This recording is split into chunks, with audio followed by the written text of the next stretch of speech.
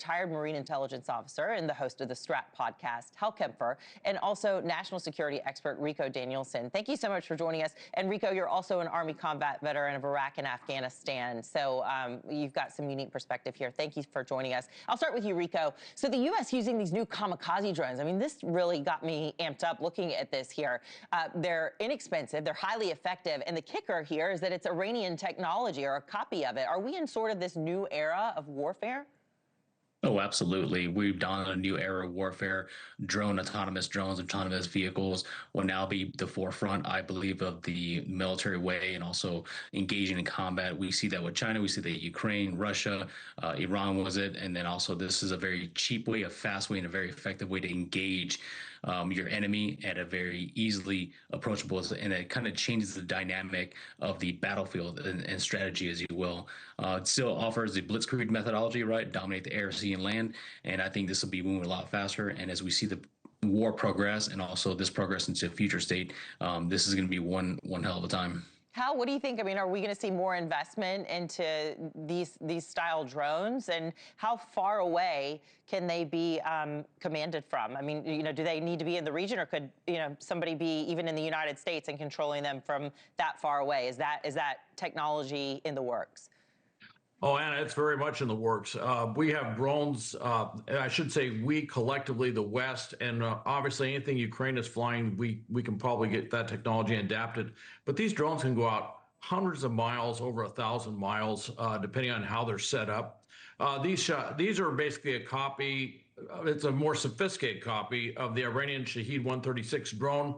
You're going to see a lot of these. One of the things that's happened within the Department of War is that we've realized we're way behind the power curve on drones. Not just these types of drones, certainly kamikaze drones, but first-person view drones, which can also be kamikaze drones.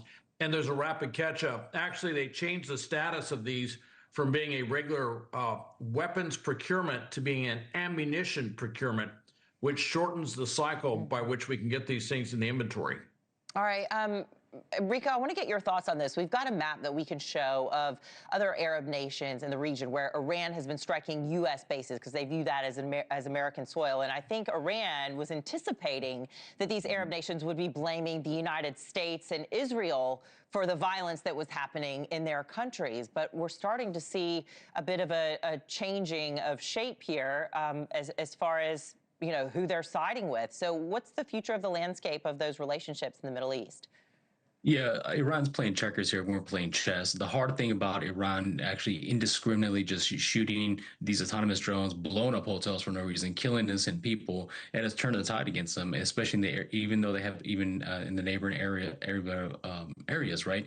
The idea here is the Arab nations are looking inward and saying, "What are you guys doing? This does not coincide with what we're supposed to be doing as a neighboring country." So now these neighboring Arab nations are looking at them saying, hey, now you're gonna have to pay up, whether it's either blood, bleeds, or bullets. And this is kind of the way it's going to go. And I wouldn't be surprised, more specifically Saudi Arabia and Jordan, taking retaliation. Okay. And how, big cities here in the United States are on high alert. Our viewers are watching this. If they don't have family members who are, serving overseas, there's 40,000 troops over there. But this may be impacting them even more just in the big cities, the police presence that they're noticing around sensitive areas. And, we've got the FBI and DHS saying they're doing anything they can to thwart any potential threats. Nothing that we've heard about. But are Americans safe right now, Hal? Well, Anna, we're all at greater risk. As you know, for a number of years, this is what I did, was terrorism preparedness all around the country, working with law enforcement and other organizations. And this is a huge area. There are systems in place to put out alerts, to disseminate information quickly, to turn everybody out there into a collector, if you will, looking for suspicious activity and specific indicators of potential terrorism. So you can imagine everybody's on their toes. It's not just DHS, it's not just the FBI. It's everybody in law enforcement, state, federal, local. In fact, it's all first responders are being focused on this and looking at specific indicators, if you will, tactical tradecraft that would be indicative of a potential terrorist attack or plot. Thank you for watching. Subscribe below and download our NewsNation app right now on your phone, and you will get fact-based, unbiased news for all Americans.